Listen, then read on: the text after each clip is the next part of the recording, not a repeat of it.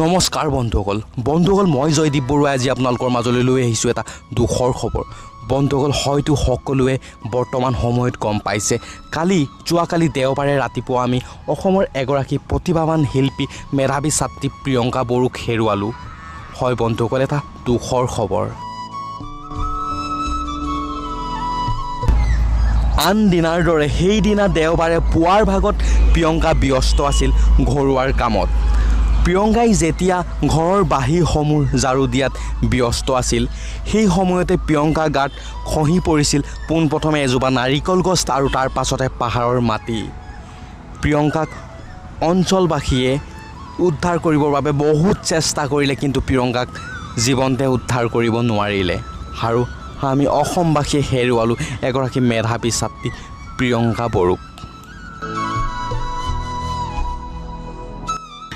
প্ৰিয়ংকা পৰিয়াল তথা বন্ধু বান্ধৱীৰ লগতে সমগ্ৰ অসম এতিয়া শোকত ভাগি পৰিছে।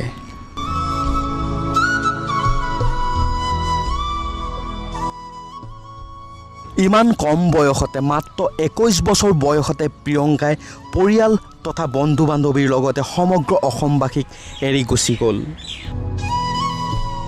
2015 বৰ্ষৰ হাইস্কুল শিক্ষান্ত পৰীক্ষাত অসমৰ ভিতৰতে সংগীত বিভাগত সৰ্বাধিক নম্বৰ পাই উত্তীৰ্ণ হোৱা সেই প্ৰিয়ংকা বড়ো নামৰ ছাত্ৰীগৰাকী আৰু এতিয়া আমাৰ মাজত নাই।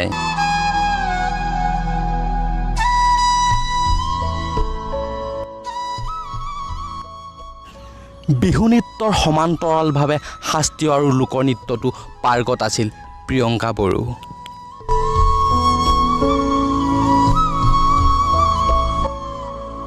অৱশেষত ভগৱানৰ ওচৰত প্ৰাৰ্থনা কৰিছোঁ প্ৰিয়ংকা আত্মাই যেন সদ্গতি লাভ কৰে, আৰু ভগৱানৰ ওচৰত প্ৰাৰ্থনা জনাইছোঁ অসমত যেন পুনৰবাৰ এনেকুৱা ঘটনা নঘটে, তাৰেই কামনা কৰিলোঁ।